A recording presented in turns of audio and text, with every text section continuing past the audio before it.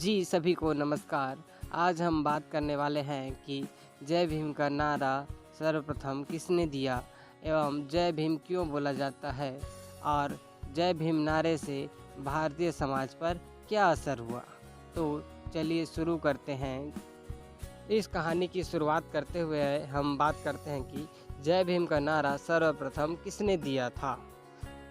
नासिक में स्थित कालाराम मंदिर में हुई लड़ाई और चावदार झील में हुए सत्याग्रह के कारण बाबा साहेब अम्बेडकर का नाम घर घर में पहुंच गया था। डॉक्टर अम्बेडकर के कार्यों से सभी प्रभावित थे और उनके साथ लड़ने को हमेशा तैयार रहते थे।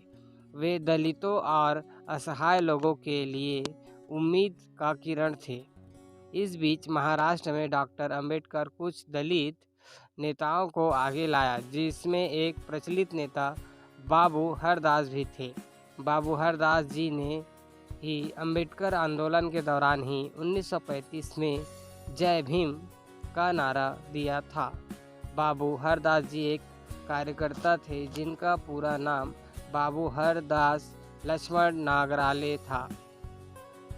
इस बात की जानकारी रामचंद्र क्षीरसागर की पुस्तक Dalit movement in India and its leaders में भी उल्लेखित की गई है।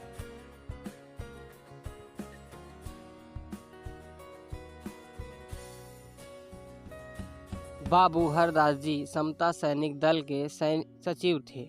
समता सैनिक दल का उद्देश्य गुंडागर्दी करने वाले, भेदभाव फैलाने वाले, असामाजिक लोगों को नियंत्रण में लाने और समानता के विचारों को हर गांव में फैलाने के लिए किया गया था। बाबा साहेब अम्बेडकर के जीवन काल में ही जय भीम का नारे का उच्चारण शुरू हो चुका था।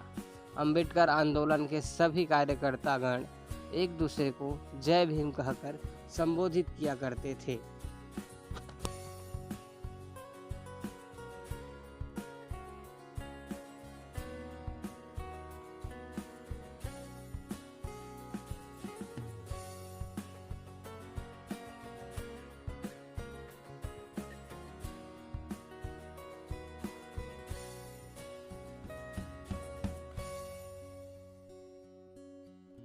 अब बात करते हैं कि जय भीम क्यों कहा जाता है, जय भीम किस लिए कहा जाता है। तो चलिए शुरू करते हैं। जय भीम का मतलब होता है जय भीमराव अम्बेडकर। अम्बेडकर जी भारतीय स्वतंत्रता संग्राम के महान नेता, समाज सुधारक और भारतीय संविधान के निर्माता थे। वे दलितों और अनुसूचित जातियों के अधिकारों के पक्षधर थे और उन्होंने समाज में समानता, न्याय और विचारशीलता को बढ़ावा देने के लिए कई प्रमुख नीतियां बनाई। जय भीम एक स्लोगन है जो डॉक्टर भीमराव अंबेडकर के महान कार्यों, उनकी लड़ाई और उनके आराध्यता के प्रति विशेष सम्मान और श्रद्धांजलि के रूप में प्रयोग होता है। यह उनके समर्थन में प्रयोग किया जाने वाला एक महत्वपूर्ण उदाहरण है, विशेष रूप से उन लोगों के बीच जो उनके सोच, दर्शन और सिद्धांतों का समर्थन करते हैं। भीम बाबा साहेब अम्बेडकर के विचारों, सिद्धांतों और उनके समाज सुधारक कार्यों को समर्थन और सम्मान देने के लिए एक उपयुक्त नारा बन गया है। यह नारा उनकी दी गई योजनाओं, सामाजिक सुधारों और जनता के प्रति समर्थन और आदर्श को दर्शाता है।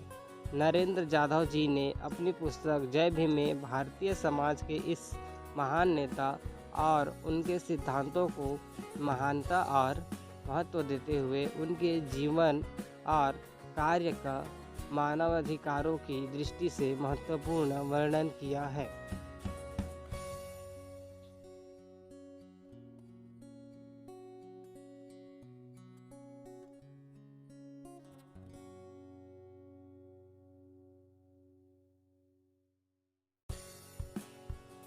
चलिए बात करते हैं कि जय भीम नारे से भारतीय समाज पर क्या असर पड़ा। जय भीम नारा भारतीय समाज के लिए महत्वपूर्ण है और इसका अति महत्वपूर्ण इतिहास रहा है। इस नारे का इतिहास विस्तार कुछ इस तरह से हुआ है कि जय भीम का मूल स्रोत डॉक्टर भीमराव अंबेडकर जी से है, जिन्होंने भारतीय समाज के सभी वर्ग के लिए समाज में समानता और न्याय की मांग की। वे भारतीय संविधान के प्रमुख लेखक थे। समुदाय के साथ जय भीम नारा दलित समुदाय के लोगों के बीच एक सामाजिक नारा था, जो समाज में उनकी समानता की मांग करता था।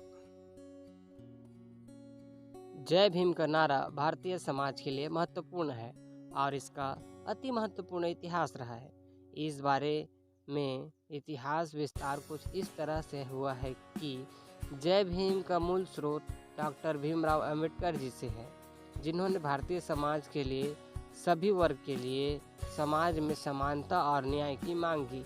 वे भारतीय संविधान के प्रमुख लेखक भी थे। समुदाय के साथ जय भीम नारा दलित समुदाय के लोगों के बीच एक सामाजिक नारा था, जो समाज में उनकी समानता की मांग करता था। भारतीय समाज में परिवर्तन जय भीम का नारा दलित समुदाय के लोगों के बीच एकता और आवाज़ का प्रतीक बन गया और इनसे समाज में जाति व्यवस्था के खिलाफ एक अद्वितीय आंदोलन की शुरुआत की। समाज में समानता की मांग जय भीम का नारा दलित समुदाय के अधिकारों और समानता की मांग का प्रतीक था और इसका मकसद विशेष रूप से उनकी जीवन में उनके सामाजिक स्थान को सुधारने के लिए था। संविधान में शामिल डॉक्टर भीमराव अंबेडकर ने भारतीय संविधान के निर्माण में भी यह नारा बहुत महत्वपूर्ण भूमिका निभाई और दलित समुदाय के अधिकारों की रक्षा की। इस प्रकार जय भीम का नारा भारतीय समाज में सामाजिक बदलाव की प्रेरणा और समानता की मांग का प्रतीक रहा है और आज भी दलित समुदाय के लोगों के बीच महत्वपूर्ण है।